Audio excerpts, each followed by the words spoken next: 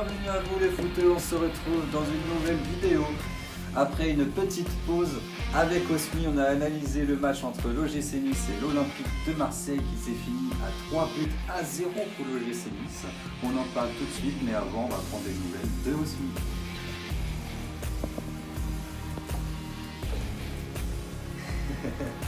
Donc oui, l'OGC Nice remporte ce match 3-0 face à l'Olympique de Marseille.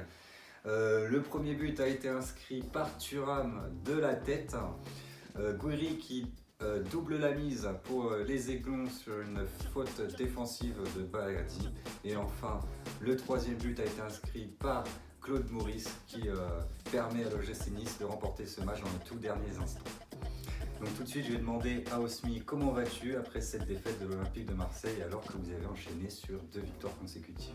Bah écoute, je suis déçu. Je trouve que l'équipe manquait de rythme et que sur la fin surtout il n'y avait plus d'envie au niveau des joueurs. Donc je suis vraiment très déçu de ce que j'ai vu aujourd'hui.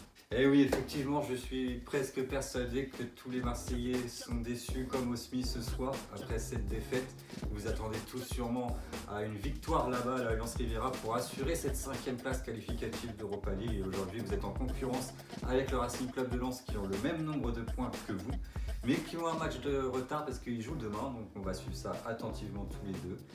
Et tout de suite, on va rentrer dans le vif du sujet pour parler de l'Olympique de Marseille. Et tout de suite, j'ai une question pour toi, Osmi.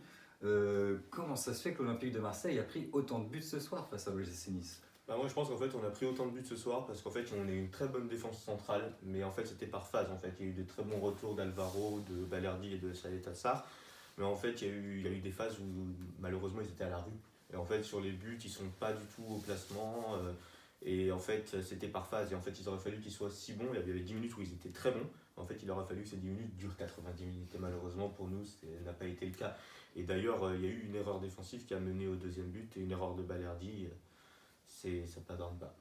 Et oui, effectivement, les erreurs en Ligue 1, ça pardonne pas. On l'a vu ce soir sur cette erreur défensive de Balerdi. Et on a vu aussi que la VAR, ça pardonne pas en Ligue 1 non plus parce que on a vu le but refusé en position d'hors-jeu de Benedetto qui était incroyable parce qu'un sacré ciseau. Mais super. Super, c'était incroyable. Mais refusé pour position d'hors-jeu, donc le football moderne est un peu cruel. Et ma deuxième question pour toi, Osmi, c'est comment ça se fait que l'Olympique de Marseille a été aussi faible offensivement ce soir ?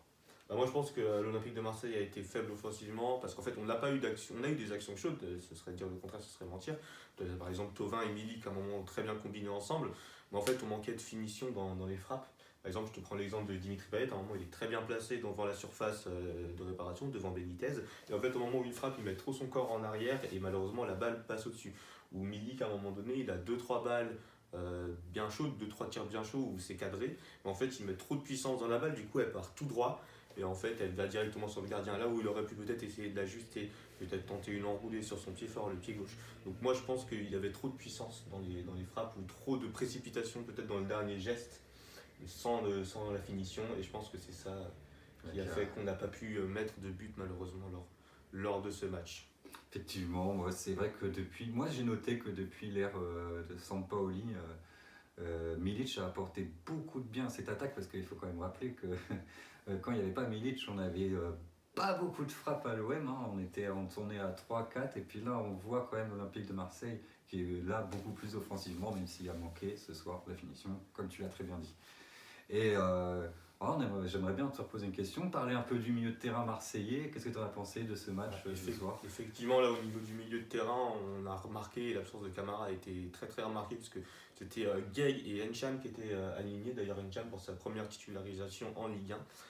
Donc Gueye a été présent comme toujours et il essaye plus de se projeter vers l'avant qu'auparavant. On l'a vu très à bord de la surface de Benitez. Mais moi je pense qu'en fait au milieu il nous manquait Camara et il y a un autre milieu, en fait on manque de profondeur sur le banc. Parce que là pour le coup pour remplacer N'Cham ça a été Kawi. Mais Kawi depuis son doublé face à Nice, il est un peu transparent. Voilà, il ne se projette pas assez vers l'avant, il n'intercepte pas de bons ballons. Donc moi je pense qu'il nous faudra un deuxième milieu en complément de Boubacar Kamara. Ou même au cas où il parte de l'OM avant la fin de son contrat, il faudrait qu'on aille chercher un autre milieu, à mon avis, au mercato, c'est sûr. Parce que malheureusement, ce que je vois pour l'instant d'Olivier Ncham ne me convainc pas. Après, il peut toujours continuer à s'entraîner, je ne dis pas qu'il s'est perdu. Mais là, actuellement, on n'a pas besoin de quelqu'un qui a besoin de s'entraîner pour atteindre son niveau. On a besoin de quelqu'un qui ait envie. Et moi, Ncham, j'ai pas vu qu'il avait envie. De toute façon, c'est clair que l'année prochaine, il va falloir un très très bon mercato du côté de l'Olympique de Marseille pour pouvoir justement jouer autour des joueurs comme Milic ou même Thauvin s'il prolonge son contrat. Donc on va pouvoir boucler cette boucle sur l'Olympique de Marseille et on va passer à l'OGC Nice. On peut boucler cette magnifique boucle, ce 3-0. Ça fait quand même mal. Allez, c'est parti pour un nouveau plan. Je vais vous parler maintenant de l'OGC Nice, du match qu'ils ont fait ce soir face à l'Olympique de Marseille. Déjà, on va commencer par le bloc qui était vraiment compact, bas, efficace défensivement malgré de nombreuses vagues offensives marseillaises. Ils ont accepté d'être dominés. Donc vraiment clean sheet pour eux ce soir. Donc en défense, ça a été sans faille. Ils ont vraiment été solides. C'est vraiment un très très bon point. Ils ont réussi à marquer le premier but à la 33e minute grâce à Thuram sur un beau centre de Gouiri de la tête. Il inscrit ce but, Thuram. Donc pareil, ils ont commencé à être bas, pouvoir conserver ce score de 1-0. On arrive à la mi-temps, les Marseillais arrivent de plus belle avec un autre état d'esprit, beaucoup plus, beaucoup plus puissant. Ils étaient dans leur tête, ils voulaient vraiment égaliser. Mais voilà, une erreur défensive de Balerdi permet de doubler la mise à l'OGC Nice, d'être beaucoup plus confortable avec un but de break.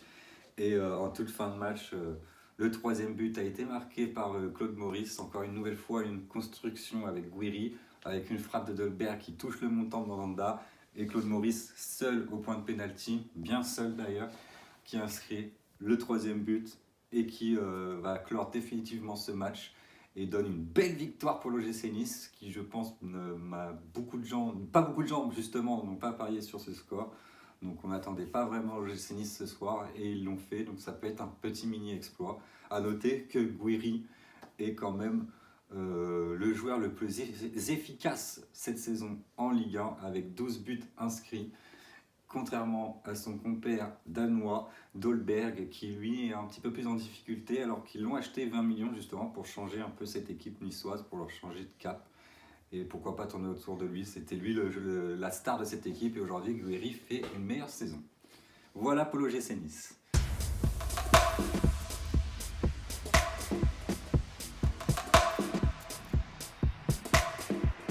Alors, quel est ton top Osmi pour ce match ? Moi, mon top pour ce match, c'est Gueye pour sa présence au milieu de terrain. Et ta merguez de ce match ce soir ? Ma merguez de ce match, c'est la défense centrale de l'OM pour son irrégularité. Alors, Beno, quel est ton top pour ce match ? Alors, moi, mon top pour ce match, les gars, ça va être Gouiri. Et en plus, un petit message pour Osmi, c'est vraiment le meilleur des Algériens. Et ta merguez pour ce soir ? Pour ce match, c'est l'inefficacité offensive marseillaise, parce qu'on a vu beaucoup de frappes manquées ou cadrées, donc avec un petit point d'encouragement. Bah oui, Osmi, t'oublies pas de faire un truc là ? Ah oui, l'outro de la vidéo. Bon, merci en tout cas d'avoir suivi cette vidéo. N'hésitez pas à vous abonner à la chaîne YouTube, juste en bas. On vous met aussi le lien de notre page Instagram pour demain, on vous met des matchs en live. Donc ce sera Lille-Nîmes à 17h en live story et Lyon-PSG à 21h en live story, qui sera suivi le lendemain d'une vidéo débriefing comme celle-ci.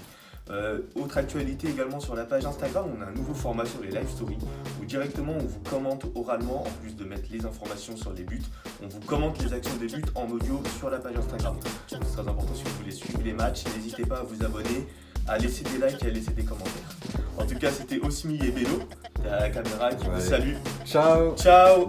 Merci les gars.